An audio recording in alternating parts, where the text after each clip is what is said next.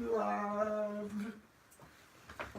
Hello, everyone, and welcome to this week's edition of the Just Two Marks Wrestling Recap Show. I am the Athletic Geek, joined again, or I shouldn't say again, he's back.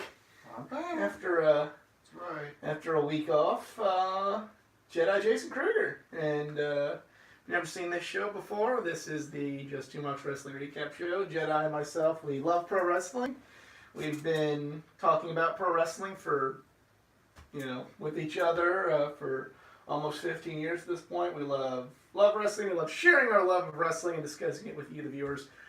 But we're not insiders. We're not in the wrestling business. We're fans just like all of you. Despite our love of professional wrestling, at the end of the day, well, we are just two marks. And the new era has begun in WWE. I guess. I don't know. What did you think?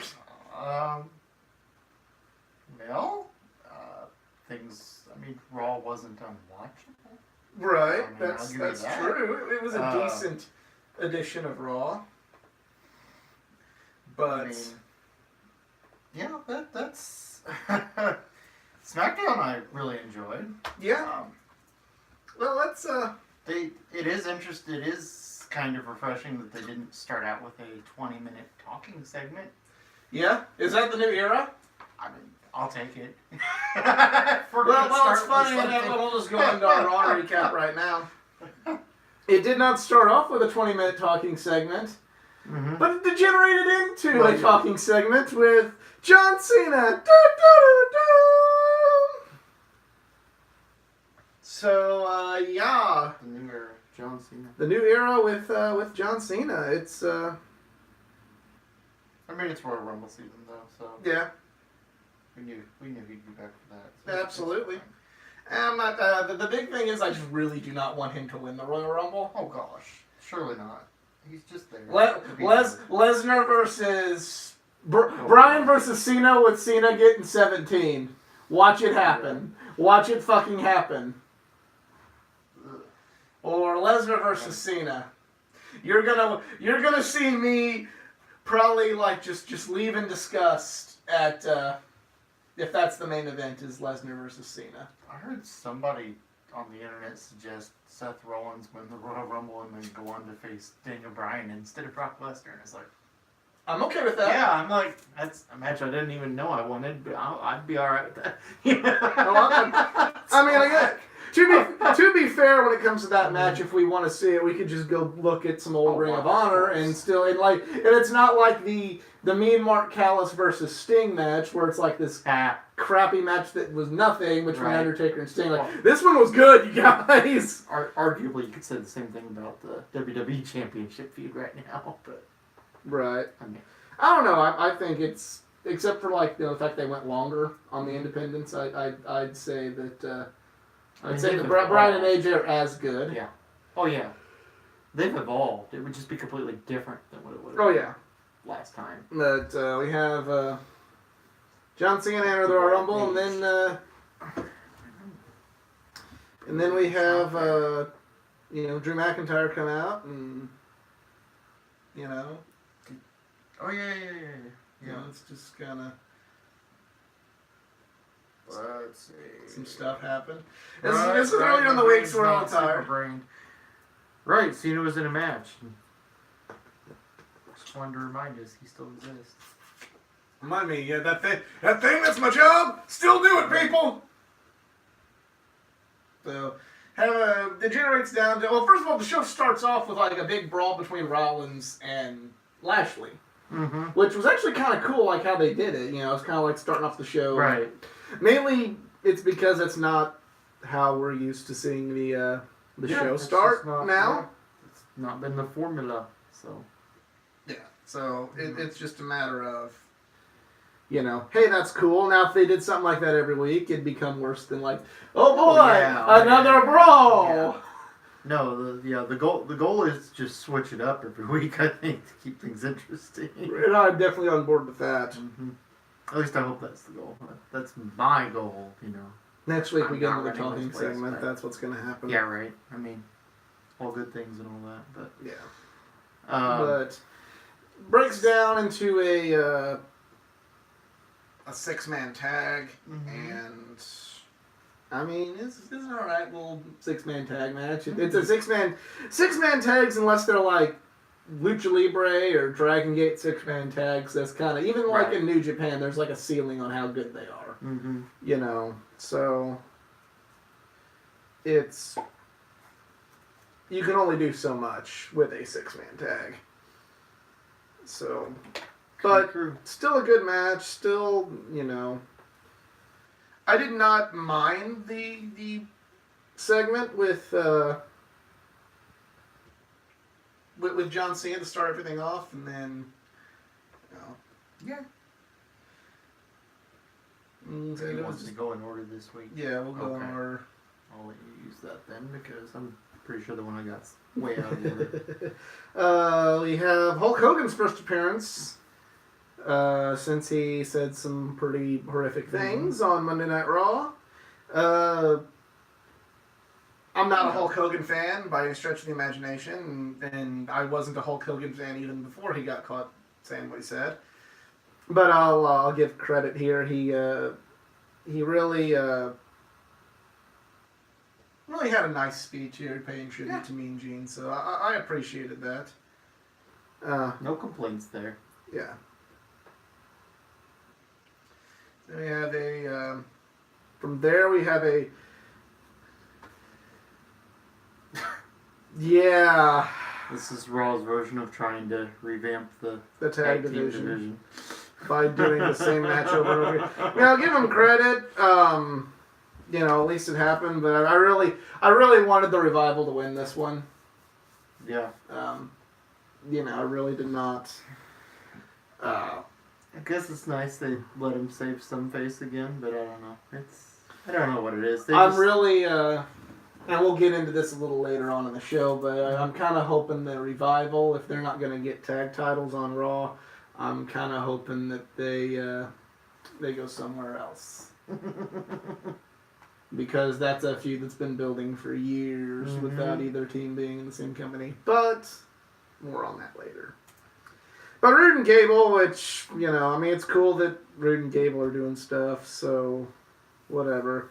Here we come to the dud of the show. Baron Corbin and Elias. Elias is a good character, but in the ring, I'm just not really the biggest fan of his. Oh, he was against Corbin. Yeah, that's it. It didn't really help that he's, you know, facing the answer to the question nobody asked, Baron Corbin. It's funny, you know, I mean, I rag on Corbin. Corbin's just somebody that does nothing, absolutely nothing for me. I remember, like, in your My Career mode on WWE 2K18, like, you're at the Performance Center and Baron Corbin's in there, and you're, like, talking to, like, Roderick Strong and one of the members of the AOP about, like, how he's, like, at the Performance Center, you gotta fight him. And, like, people like Roderick Strong and Johnny Gargano and Razor go, like, you know, it's so breathtaking to see him in the ring like this. And it's like, really? I get he's on the main roster and you're at NXT, but like, really? It'd be one thing if that was like fucking Triple H in there or fucking Stone Cold, but you're doing that over Baron fucking Corbin? Really? It's like, it would be like if you were a pro football player and you're just kind of coming into the NFL and you see, I'm trying to think of fucking, like, now I've lost, like, all my football knowledge now. It would be like you would see, I'm going old school, so it'd be like you saw Tony Banks, you'd be like, oh my god, there's Tony Banks. I can't believe I'm on the same team as him. You know, whereas you could be on the same team with somebody like, you know, Tom Brady. And I hate him, but still, Tom Brady. Tom Brady, it's like, oh my god, I can't believe there he is. But, you know, you're like fucking Jim Sorgi. There's an old school player that was just Peyton Manning's backup. I'm tired and I'm losing steam on my football references, and Jedi don't watch football, so he can't help. Sorry. So, yeah. You know, but that's just about how it felt. And Baron Corbin, that's my little tangent there, just with how like stupid Baron Corbin is. I mean, I don't have anything personally against the guy, but I don't like Baron Corbin at all. Just yeah, he has no charisma for me either. He has no real good charisma. He has a kick-ass song. That's about it. And then, I like his theme song. If you listen to it, you can't hardly hear it when he comes out. But if you listen to it like on the YouTube thing, it's like that's a pretty neat song. But beyond that, I'm just like yeah, I know. It's other than that, he might as well be Big Cass. Sorry, Big Cass. You didn't do anything for me either. Big Cass did something for me when he was with Enzo, we're not. And I really hope he does not show up in AEW. I hope both of them do not show up in AEW. Oh, that would be. I can't even picture them stomaching him. I mean, he's made such a spectacle of himself. But we have a next segment now. Oh no! Braun Strowman choked a little bit. Oh yeah, that was. If there, you should have pushed something big over. I mean, if there was a reason, if we found out that after this segment that Vince feels that he should not make Braun Strowman champion, I would have to reluctantly agree with Vince McMahon. This was awful. He just didn't. He was on the big stage and the bright lights were there, and it did not turn out well for Strowman. And just not very good. He needed his own Paul Heyman there. Oh yeah, that was he just didn't. On a side note, Brock Lesnar showed up.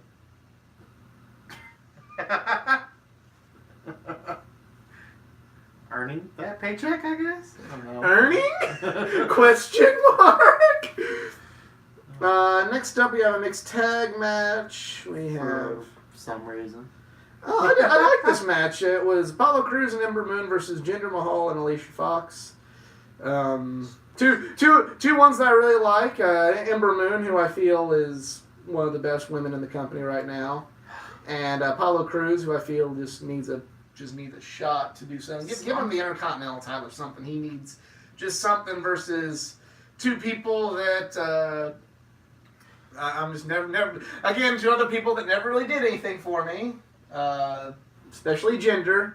But they had a decent little mixed tag match. And Alicia is where she is now. I mean, she's kind of one of the gatekeepers at this point. I give her credit because her and Natalya have been in the WWE for 10 years, and like not even Trish lasted 10 years. Right.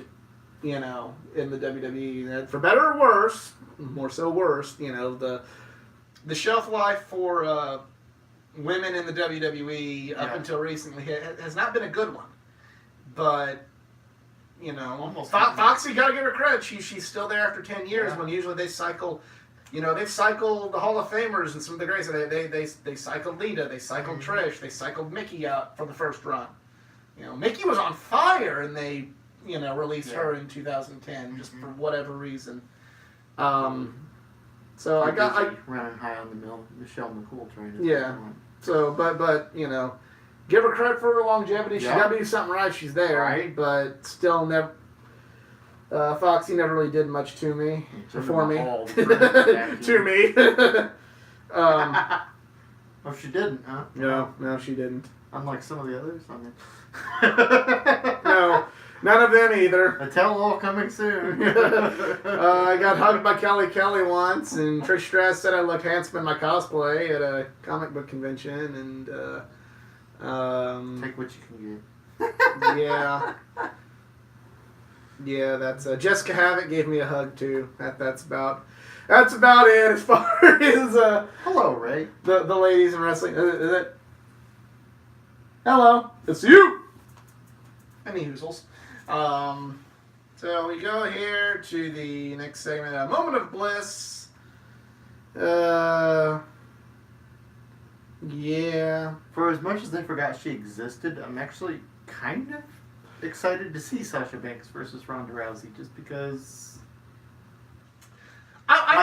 has the talent to go out there and it's have a good match. match. Well, it's funny bringing up 2K stuff again. I on 2K17 I actually downloaded a Create a Wrestler of Ronda Rousey and used her in my universe mode as the Raw, like as the dominant Raw Women's Champion. Mm-hmm. And the first person that I had beat her cleanly, Asuka beat her like in a street fight, but the first person that actually beat her cleanly was Sasha Banks. I did it like completely on accident because Sasha had this running knee move. Mm-hmm. And then, you can hit the button and pin. And I somehow pinned off of that. And I said, you know what? If I was actually writing this, I'd hype up that double knee move as this is the move that beat Ronda Rousey. And just constantly stuff like that.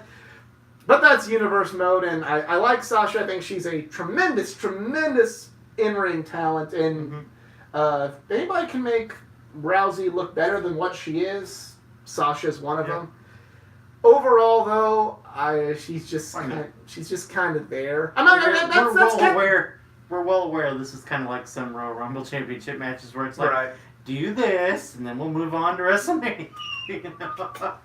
I mean, she's not going to win, but it might be fun. I'm not trying to knock Sasha. She has a lot of talent, and she is deserving of another women's title run. Yeah, she literally spent all of 2018 feuding with Ruby Riott and friends. Yeah. All of it.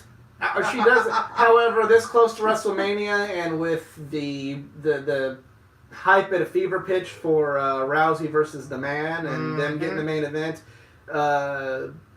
you better boss your ass on away from that title as far as I'm concerned. And in the ring, I prefer Sasha over Ronda, 1,000 times over. But for the man-to-main event, she needs the right partner, and unfortunately, Sasha, you got to take a seat over there. Mm-hmm. Maybe take later. A seat over there with Bayley and continue your feud with Ruby and friends to win the elusive supposed belts for those women's tag belts that I kind of suggested in our fan fiction WrestleMania. That's right. Now, if only we can get a decent place to do it. We can get Daniel Bryan and Shinsuke Nakamura there too, and AJ Styles and good luck. Now but either way, Sasha Banks defeated Nia Jax, become number one contender. Great match. She got a lot out of Nia. Still a little bitter at Nia after what she did to the Man, but Nia and Sasha have worked well together before. Yes, Sasha knows how to work with Nia. So. Yes, and they had a great match. And, Sasha will have a great match with Ronda at the Rumble. Oh, yeah. And then we have... I'm actually kind of excited to see, compare it to Charlotte's before, obviously. Obviously, the end was tainted, but the match before that was pretty good. So, the next match, we have Seth Rollins versus Dean Ambrose for the Intercontinental Championship. Shot. Part 3,986. And it was false count anywhere. False count anywhere, and they worked really well within that stipulation. They felt like they wanted to hurt each other. Yeah, I mean, that's a testament to the talent of both Seth and Dean in that situation. I don't know what happened at TLC, because I don't know what happened to TLC. But they also use it to continue the Rollins and Lashley storyline, and sidetracked. I'm hoping that Rollins can eventually beat Lashley, and then look at you, I just beat this one big beefed up MMA guy. Now I want the other one. Yeah, and then he can take the Universal title at WrestleMania and we'll all be happy because Seth Rollins can carry Raw. He's the only person that can carry Raw. Get it the fuck done! Roman Reigns beat Bobby Lashley before he took the title from Lesnar. Yep. Bobby Lashley's the mini boss before he... Yeah. Bobby Lashley is Goro. I can see it. Goro was always harder than Shang Tsung, though. And if you're watching my drinking and gaming series, you'll realize that. Click shell for the other things on my channel. But Brock really, Lesnar's more like Shao Kahn. Yeah. Yeah. Complete with yeah. hammer. But yeah, there's a real. I feel like Nia and Sasha was match of the night, and slightly giving the edge over this one. But man, it's kind of they had the more cleaner ending. You know? Exactly. I mean, there was no Lashley involved. Yeah. And I get that's like part of storytelling, but right. So was the Sasha and Nia match, so that's why I'll give that. And what'd you think of Raw? I think it was one of the better. I don't believe compared to what it has. Yeah. Compared to all of December. So much so we didn't even talk. Compared to any Raw since Survivor Series. It was definitely better than all of them. And I know how it is, especially with that company and change. Yeah. Trying to change things. I don't completely believe in the change. At least just not at this moment. Not necessarily, but at least it looked like they were trying. And for Raw, that's almost enough to go, good job, buddy. You can do it. We're praying for you. So, I mean, yeah, I feel like SmackDown's got it together better than Raw, which isn't saying much. They kind of always have, but I feel like SmackDown kind of did do some different things a little bit this week. So, I mean, right, but Raw was all right. Well, it wasn't unwatchable. No, it was for what Raw has been. It was. I mean, they gave us a false count anywhere match. Yeah, they gave us some stuff. So he's starting to gear up towards WrestleMania season. Yeah, you got to step it up. They better start freaking doing something. So the show kicks off on SmackDown with Daniel Bryan talking about how people eat concession stand food because they have no meaning in their life. That's right.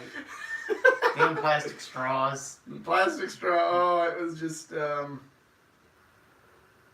It's the most entertaining. The crazy environmentalist Bryan has been, in my opinion, since he's gone off in this way. And then match with R-Truth, and we remembered why Truth was so good in TNA for all those years with this match, and why he was one of the guys that carried the world title in TNA on a number of occasions, and especially there in TNA's early days. You learn that, for all the joke that Truth has been for all these years in the WWE, that Truth can go in the right circumstances. Right. So, kudos to both of them. Good little match. I think one of the reasons he does so much comedy is apparently, at least from what I have heard, Rumor and innuendo. So no confirmation here, but from what I've heard, Vince finds Truth to be hilarious. Like, they're friends backstage and he thinks he's hilarious, so I think he likes him going out there and being funny. Because we know who these shows are kind of written for. Well, that makes one person who finds... Yeah. Anyway, but yeah, and Bryan won, as he should. So, yes. I mean, especially we're not having one of those, no offense, buddy, but one of those Rey Mysterio style championship runs. No. Oh man, that was depressing. Speaking of Rey Mysterio! Shout out to RD Realms at WrestleCrap. We have another good little tag match here with Rey Mysterio and Mustafa Ali versus Samoa Joe and Andrade Cien Almas. Now listen to that. Cien Almas, Mustafa Ali. I mean, and then, well, hell, even Samoa Joe, kind of. Sometimes I feel like he gets forgotten. And Rey Mysterio, I mean... You have four of some of the best guys in the company right now. And people up until now, I feel like WWE kind of forgot they had. Mm-hmm. And then they're like... Well, especially with Almas, and they just now discovered the potential that Mustafa Ali had. Yeah. Truth be told, I'm sure AJ and Bryan are gonna, kill it at WrestleMania, at the Royal Rumble. But, honestly, I'd just put AJ in the Rumble match. If I was doing this, I'd just put AJ in the Rumble match. I would put Mustafa Ali in this match and have him only different. You have never seen this match, go track it down. There was a match from 1994 on Raw between the 1-2-3 Kid and Bret Hart. where 1-2-3 Kid's like his first like big title shot. Now 1-2-3 Kid had been built up a little bit better than what Mustafa has now, but it was a two heroes going at it in that match. But it was just a very, very good back and forth like wrestling match where Brett eventually won. You know, no chicanery, no chicanes. Brett won, you know, clean as a whistle. But it made you believe that, hey, Kid's gonna go places.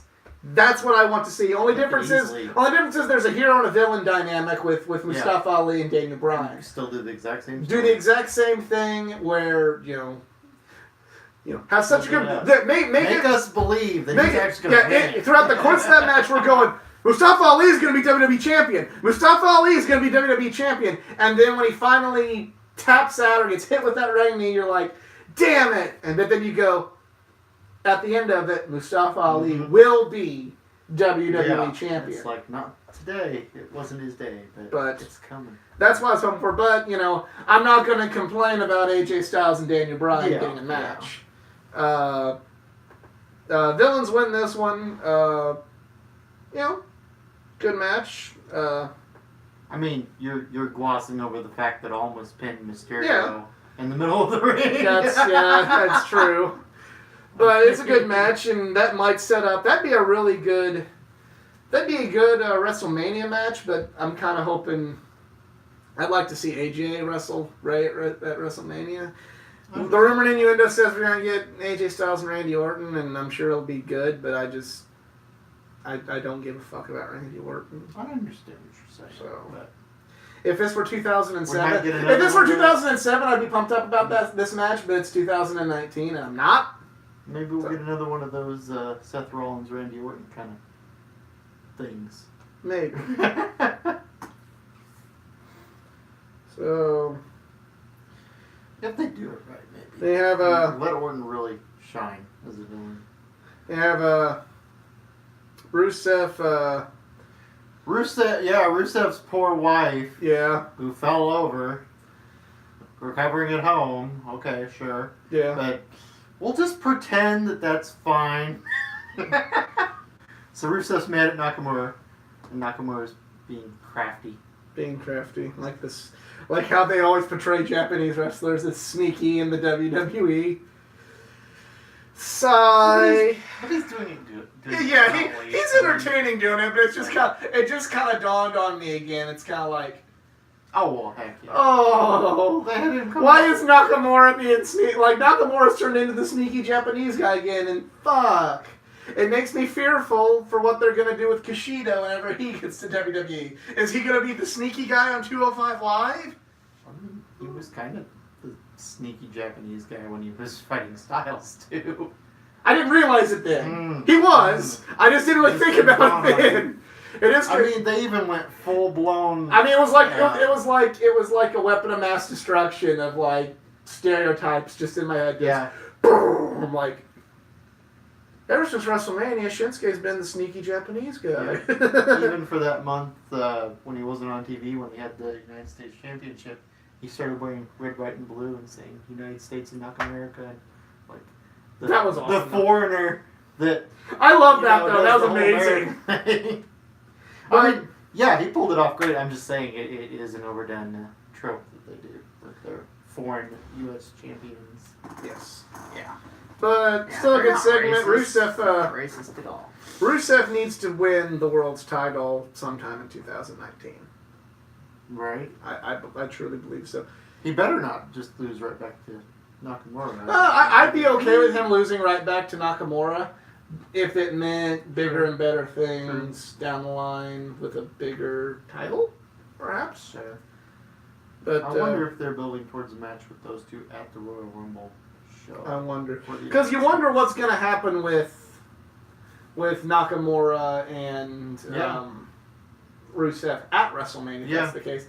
I mean, I don't want them in a tank battle royal. I don't want to them be depressing. Well, when we kind of, and I guess, we're kind of, last week's episode was centered strictly around Kenny Omega rumors, and now we're going to be jumping all over the place, but it seems fitting just because the topic got brought up. It seems, according to the dirt sheets, nothing's set in stone yet. He's still under contract with New Japan until after the Royal Rumble, so I'm not expecting a debut there. It seems like Kenny Omega will be going to AEW. More than likely. But there was like a part of me that thought, he beat. And I knew we wouldn't incorporate this, mind you, but he beat Shinsuke Nakamura in one of Nakamura's last matches in New Japan. It was the same match where he turned on AJ to seize control of Bullet Club, and by being the champion, Kenny was supposed to get a match with Nakamura for the IWGP Intercontinental Championship, but Nakamura vacated and left. So Kenny beat Hiroshi Tanahashi in a match for the vacated IWGP Intercontinental Championship. So we never really got that one-on-one Omega Nakamura match. I thought, while I don't want him to go to WWE, I am going to WrestleMania, and Shinsuke Nakamura and Kenny Omega for the United States Championship as the first of maybe some mini belts that Kenny Omega could get in WWE, I'd be on board with, but it seems like AEW is the place he's going to go. But we'll discuss that more when we get to the AEW portion of this here YouTube program. That's right. So, Tag Team Championship match, the Usos versus the Bar. Wow, what a good match. The tag division is so much better on SmackDown. I really wish Revival would just go to SmackDown. Like, in fairness, to be fair, when we say the tag team division is so much better on SmackDown, we're literally talking about Usos, Bar, and New Day. Which is why the Revival should go there and be team number 4, 5 when the Bludgeon Brothers come back. Also, Sanity exists on SmackDown. Sanity 6? Just. I think maybe Sanity. If you ain't gonna go to AEW, for the love of God, put the Revival on SmackDown. You know what I would say if you put the Revival on SmackDown? Yeah. That's right. That's right. That was hilarious. You're all laughing right now. Thought that was a funny joke. Any hoozles. Great match. We go to number 1 contendership match. The Man versus the Queen versus Carmella. And SummerSlam rematch. Yes, it is. And what a fucking match. This is why the Man needs to main event WrestleMania. I'm kind of feeling her losing to Asuka and then entering the Women's Royal Rumble and then just being like, fuck you, I want Rousey, fucking bitch. Obviously, the Man would do a much, much better job than what I did with that. But yeah, it was just an awesome match. Even Carmella, who, I gave her props during our year-end review show, but she's still not the greatest in the ring. She did okay. She did, I'd say better. She did good. She went in there and played her part. Yeah, she played her part in the match, and, she played the role she needed to play, so... Considering, she's basically partnered up with R-Truth now and kind of a joke character, she's still kind of like him with Bryan. It's like, we're here for a reason. Yeah. We are competitive competitors here. Right. So that's pretty much it for... Lynch won. Lynch is going to face Asuka. Confusion and chaos abound. Yes. What next? What next? We all want to know. I just, I kind of don't want to see Charlotte and Becky in the main event WrestleMania. Because I'm kind of burnt out on that match just a little bit. It'd be a great match, but I'm just a little burnt out on it. No. Asuka and Becky could main event WrestleMania, but Asuka needs to repair the damage. I still, as much as I hate to admit, the only one that could be with Becky would be Ronda. And it's just kind of like, how the hell do you get there at this point, other than Becky winning the Royal Rumble? Right. I just want to know what you do with Charlotte and Asuka if you do that, though. Like, you have them have a rematch from last year. I would. They've already, I would. They had a match on SmackDown. I don't want to overdo it with stipulation matches because there's inevitably going to be like a guys ladder match on that card at some point. Maybe. But for Maybe the not. women's tag titles, I would have like a 4-way, Yeah. like have like a tournament, maybe or something. I don't know. And have like a 4-way or a 3-way ladder match for the women's tag to crown the first women's tag titles with Sasha and Bayley, Riot Squad, Bella's, and the remaining Absolution members. No love for the Iconics. Get the Bella Twins out there and put the Iconics in. That's what I want to see as a fan, but however, as a WWE marketing people, let's put the Bellas in there, reality show, ladder match, fun! Yeah. When I try to do fan fiction wrestling, I try to think, here's what I want, but here's what may actually happen. Yeah. So I don't make a lofty standard for myself that, is just not going to happen. NXT. And Johnny Gargano has a pretty awesome interview with, he's calling out Ricochet, and then Tommaso Ciampa tries to stir the pot, and then Aleister Black comes on the Titantron, but no, he's in the building! And then when all that confusion happens, we get a little bit more of shaded gray Gargano. Super kicking Ricochet and making his intentions clear that he wants the North American Championship at TakeOver. And because it's a good Black segment. is after the other belt right now. So It was a good segment. I feel like here's my dilemma with the way I'm seeing these things now. I feel like they need to have the blow off, in TakeOver Brooklyn with Ciampa and Gargano. Where Gargano finally gets the NXT title. Like I said, maybe the first NXT Hell in a Cell match, maybe, something gruesome. I don't know if they have time. That's my issue I'm getting ready to come to, because if you have Gargano lose to Ricochet, he's got only a short amount of time before WrestleMania to rebuild that momentum to get him ready for title contention there. So I don't know. It's like I feel like they kind of beating Ricochet. Now what's he gonna do at TakeOver Brooklyn? I don't know yet. Might be a multi-man thing. That would be terrible. It might, for a guy like Gargano. That would be awful. I don't know. I don't know where they're going with the Ciampa Black thing. Is Black gonna win it back? Are they gonna blow that off and he's gonna get moved on to something else? Yeah. Is he just going to go on to the main roster? Because right. It almost kind of seems like he needs to let Ciampa and Gargano do their thing. Right. Because he's kind of in the way, but you can't get rid of him at the moment. From there, we have Nikki Cross versus Bianca Belair. Nikki Cross doing the honors on her way out. Yeah. Ready to be full-time. We know she's coming to the main roster. Yeah. You feel like they haven't got there yet because they needed to air this and have them lose? Exactly. It's like, well, hold on now. We've taped this. We need to air it. You need to do your loss. But still a really good match. A little disappointed.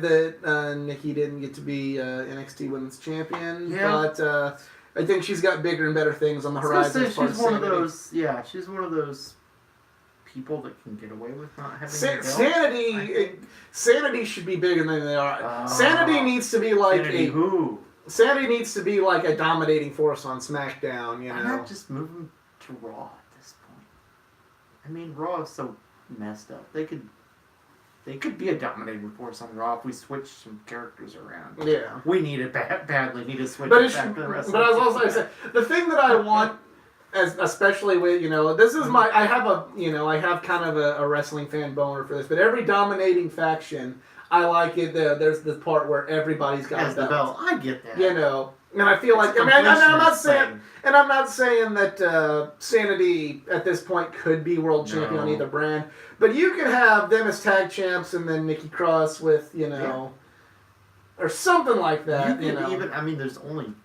4 people in that faction. You could have U.S. Championship, Tag Championships, and Women's Championship. Yeah. You'd have all but dominate the entire card except the top. You know? Similar to kind of Undisputed Era there for a while, except for... That's something else, like, You could is have Aleister Eric Black... Young get full of himself, because I assume he'd be the United States champion and start mouthing off whoever the WWE champion is and have a champion versus champion match. Not necessarily for the titles, just a bragging rights. I don't know. Like, I'm just spitballing here. But something else to consider, you know, I didn't really think about this. Is Aleister Black going to win the title back and have another match with Adam Cole? Because I feel like Adam Cole. Where's Adam I Cole feel like the at Undisputed this point? Era needs an NXT champ. Needs to have an NXT champion before they're called up.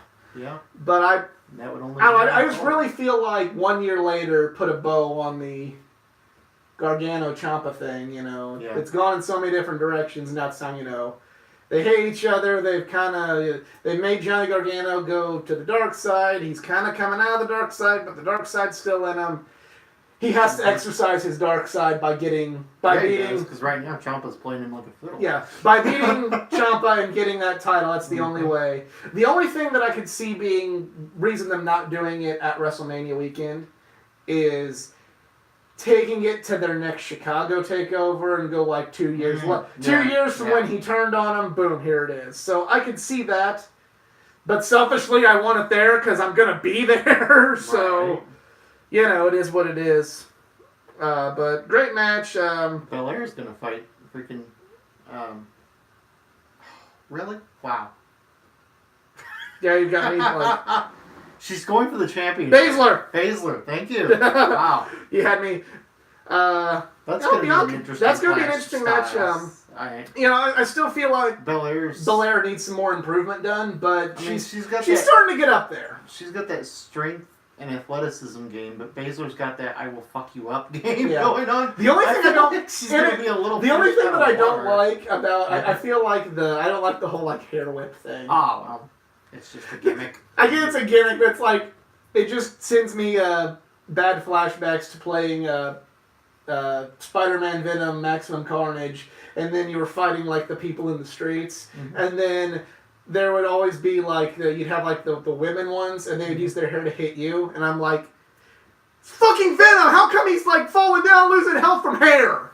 So that's kind of, like, just maybe I have, like, a mental blockade on shit like that because of that. If you watch the original Mae Young Classic when she fights Kairi Sane, after she does the multiple hair whip, you can see some really nasty welts on her stomach. Fair enough. Because it's a very tight knotted braid, so that thing hurts like a chop when she hits people with it. But that's just not like it's a finishing maneuver. It's just that hurt, didn't it? You know.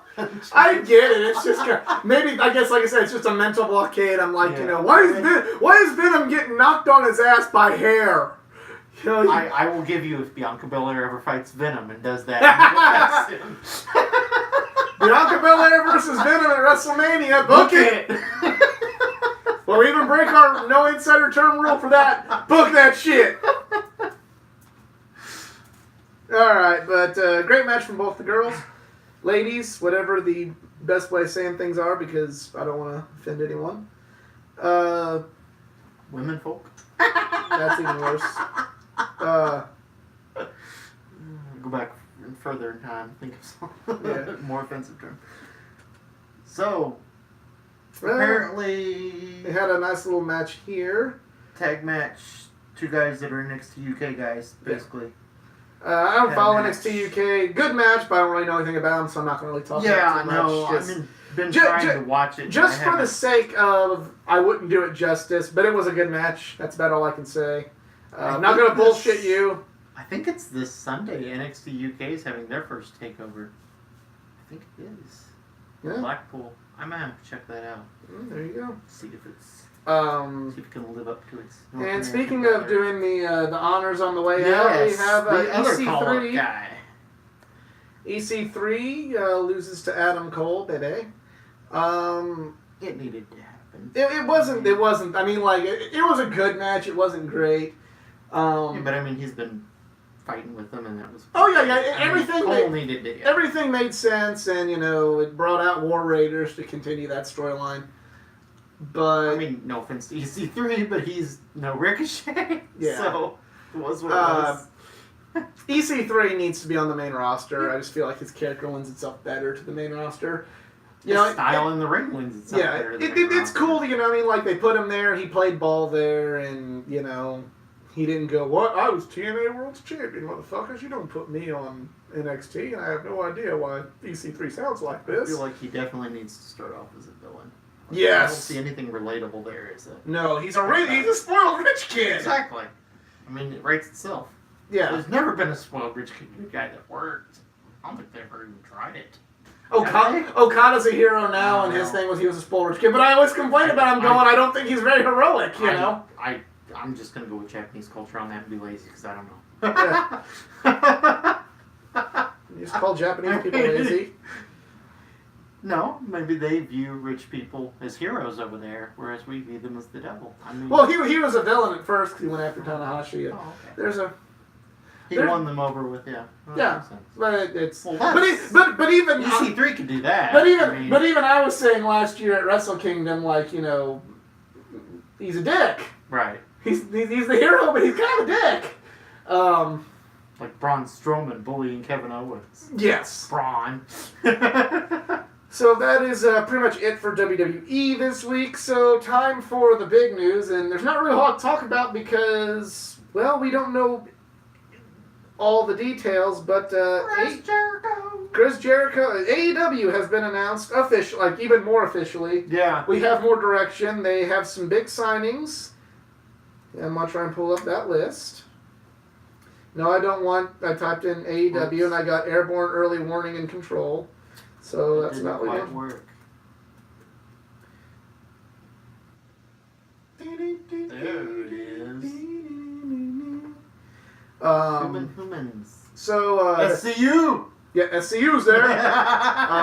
They've signed. We kind of knew about them.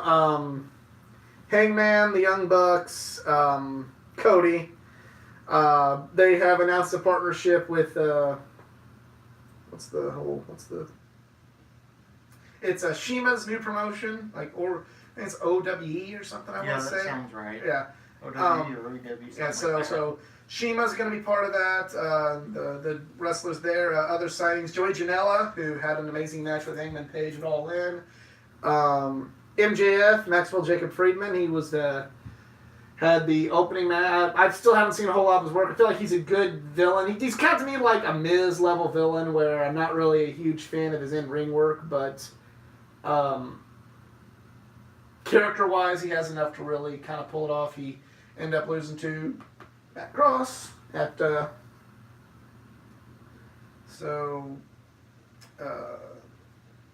the two, well, we'll go to the females real quick. You know, you got Britt Baker and Penelope Ford. So, you know, there's a start of a women's division there. And Brandy Rhodes. I know she's working behind the scenes and she's a chief brand officer, but she might step and be I say it didn't stop Stephanie from getting in the ring at WrestleMania. No. But we have Chief brandy officer. Yeah. SCU, Scorpio Sky, Christopher Daniels, and Frankie Kazarian. And finally, the two big signings, Pac, Neville, the former Neville. That's right. British Jedi, is our friend JC would say. Looks like you. That when you have the long hair, he looked like you. I'll take it. Jedi used to have long hair. So, He did. and JC, who you might remember, go follow his page on Facebook at the Deluxe Asterix. He would always say that Neville Pac looked like Jedi here. So It just means I'm the king. so there's that. There's that signing, and the big coup de grace, Of course. But we all kind of saw it happening. Unfortunately, Chris Jericho has signed with AEW. It's one of those things, though. The way he plays things close to the chest, it's like you hear it, but you don't believe it until you actually see it. Absolutely. Even though he's been everywhere. I mean, yeah. Yeah. So we. That man bald-faced lies to us so often. I'm not gonna be there, you guys. Hey, I'm here. But I mean, I'm excited. I know this has been, especially with some of the other friends that you've seen on the show, kind of a controversial subject. I know Double or Nothing has been announced for Las Vegas, and it will be taking place on May 25th. Unfortunately, at the MGM Grand Garden Arena, so it's got a big venue, and I'll watch the show. I will not be there live for this one because it's just too close to WrestleMania for me to go from Illinois, New York, and then go to Vegas. It's just not happening. Yeah.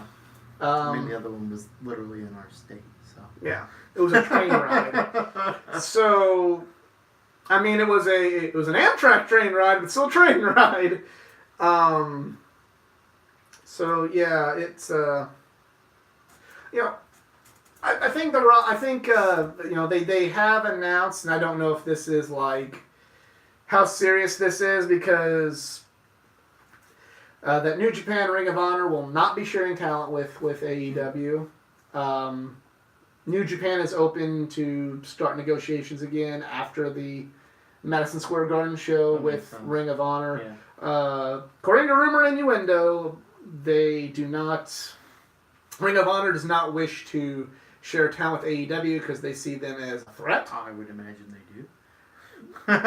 So it kind of leads me to have a number of mixed feelings on the matter. One, it's kind of like, is there like tension between ROH and all those guys, that we don't know about?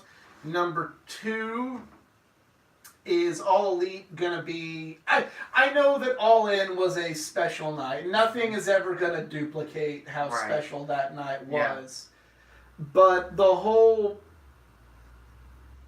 The point of All In was one man does not own professional wrestling. Yeah. And you saw kind of independent and international wrestling coming together to prove that the wrestling business is bigger than Stamford, Connecticut. Right.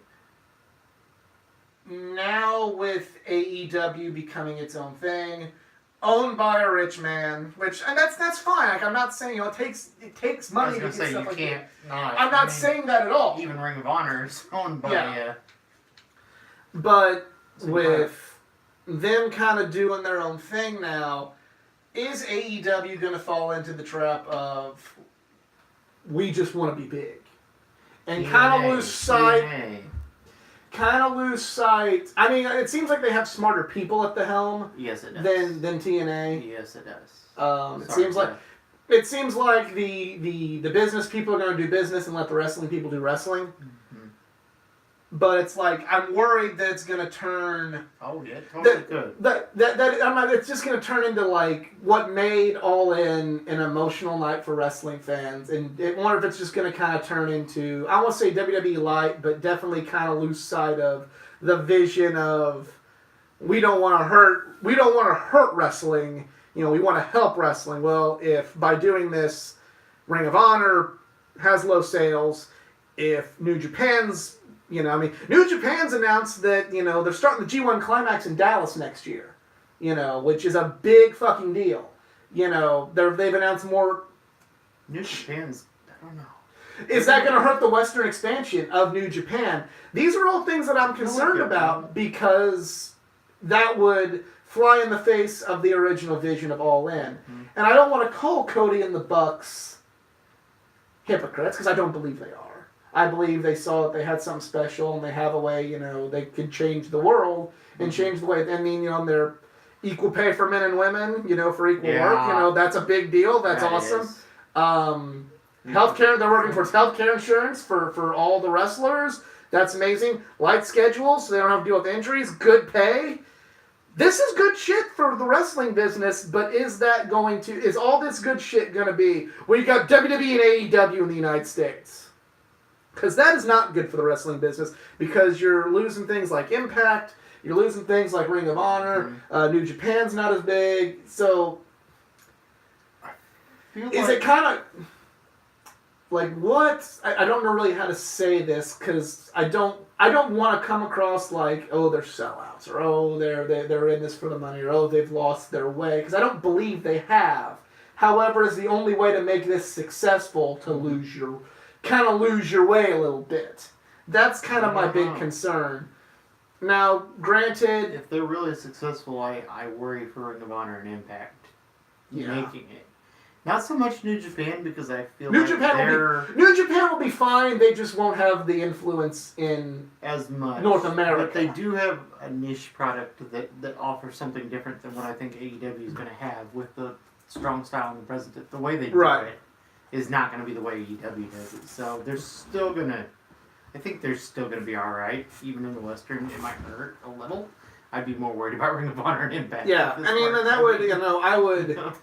I mean... I have no brand loyalty to any promotion. I watch what's good wrestling. There was the one time I had brand loyalty was when I flew a TNA banner as loud and proud as you possibly could, and then they stuck me in the back, so I kind of got pissed off at them. Yeah. I watched what's good. Whether that was, in 07 and 08 was TNA, whether it was... 08, 09, 10, Ring of Honor, whether it was, in WWE, which actually was kind of good for, the years. This is what I was watching, I didn't have access to New Japan as much. Whether it's New Japan now, whether it's AEW in the future, whether it's, Shout out to NXT for being solid at least. NXT, I don't have a brand loyalty. I have good wrestling, I watch. It's kind of like it's similar to comic books. I don't have like SmackDown. I don't have a brand loyalty to SmackDown or to comic books. Good comic. If you're writing good stuff at Marvel, I'll read it. If you're writing good stuff at DC, I'll read it. If you're writing good stuff at Image or Dark Horse, I will read it. I watch the Marvel Cinematic Universe. I watch the DC animated stuff and the CW stuff. Yeah, because I enjoy it. Yeah, but I'm just worried that if I knew that by making this fourth United States company would just, if by making number 4 you put 2 and 3 out of business. Yeah, 2 and 3 out of business. I don't like that. And like how ruthless, like how how ruthless are they gonna be? Are they gonna go? Sorry, ROH should have done some business with us, and we're gonna make you pay like Vince made the other companies pay, or if like ROH is struggling, are they gonna go, hey, we'll do some talent exchanges, we'll help you out? What's gonna happen? I fear in that sense. ROH doesn't want to share talent. I get that, but it's kind of one of those like, is there tension? Because if I'm Ring of Honor and I'm seeing the money they have behind them, I'm going, let's work out some ball we can play. Now they might have done that. Ring of Honor needs to do something with this Madison Square Garden. I mean, they got the Madison Square Garden building because of Sinclair, the giant monster company that owns them.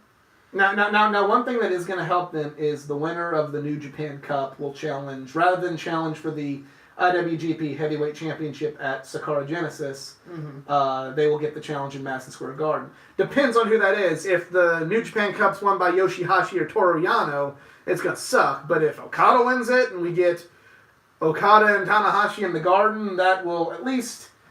The people are already at the Garden, so they don't have to worry about it, but they got to... Once everybody gets there and all eyeballs are on, they're going to have to knock it out. Yeah, things are going to be bad. New Japan is going to be fine. What's going to happen? Yeah, Ring of Honor is...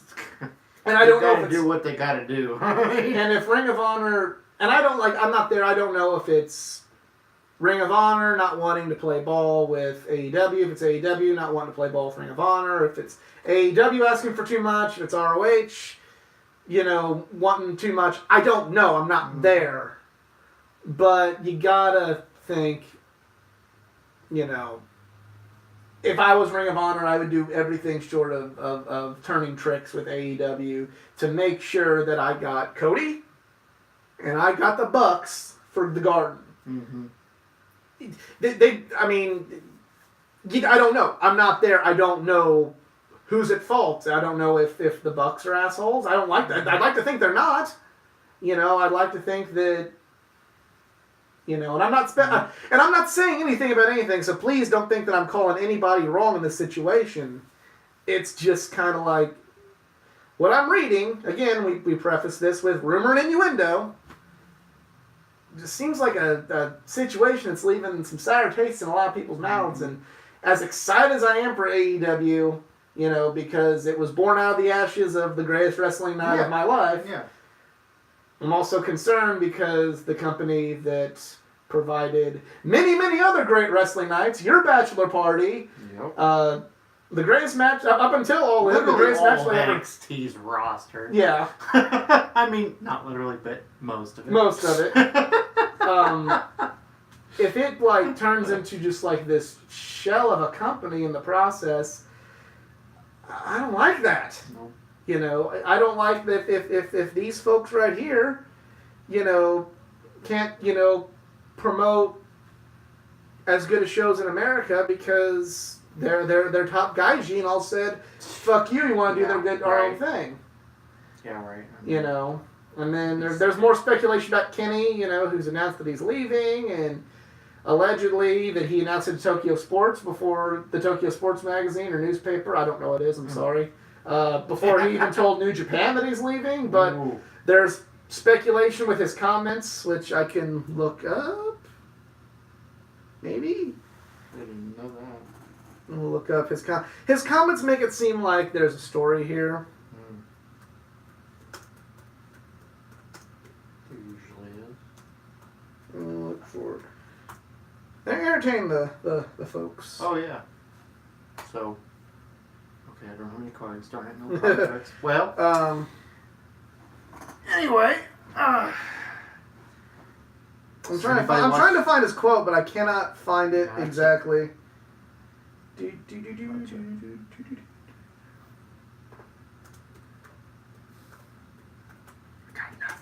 So NXT UK is having a takeover.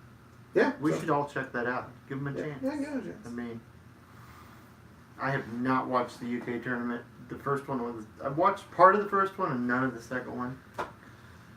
Yeah, I'm not. I apologize for this, folks. I cannot find. All right.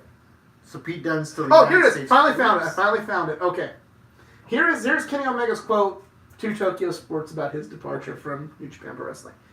"There's no real place for me to fit, so it's best for me not to be in parentheses New Japan Pro Wrestling, NJPW. I can't be there working under Tanahashi. I don't think he's surpassed me. Don't think he's better. If we can, I want to face him again. But I need time away and not just from New Japan." That quote feels like story to me. Mm-hmm. It sounds like story. But The whole middle you of it's never know. Like, it could be real. It could be, you know, I mean, like on commentary during the Tokyo Dome match, Kevin Kelly compared Tanahashi and Kenny Omega to Brett and Shawn, of that they just don't care for one another. And, you know, there is a legit philosophical difference between Tanahashi and Kenny Omega. For better or worse, that's just how it is. So that might actually be, excuse me, that might be Kenny's real feelings is, Kenny, the company chose Tanahashi over me. I was trying to change it. They want to go back to Tanahashi. That's fine. I can't work there if that's the case. It could be storyline. It could be him wanting to keep things open in case he goes back after a year or two in AEW or the WWE. I don't know. It's made my head hurt, and yeah, that's just as every bit of as excited as I am for AEW in the Garden. I have just as much concern because of what's going to happen post the Garden to Ring of Honor to New Japan. Is AEW going to do more harm than good to the wrestling business? Is it going to change the wrestling business for the better? And just unfortunately, there's going to be some victims along the way. We don't know yet. But they signed Joey Ryan. Yes. Yes. But that is pretty much it for the show this week. Let us know your thoughts on Raw, SmackDown, NXT, and AEW in the comments section below.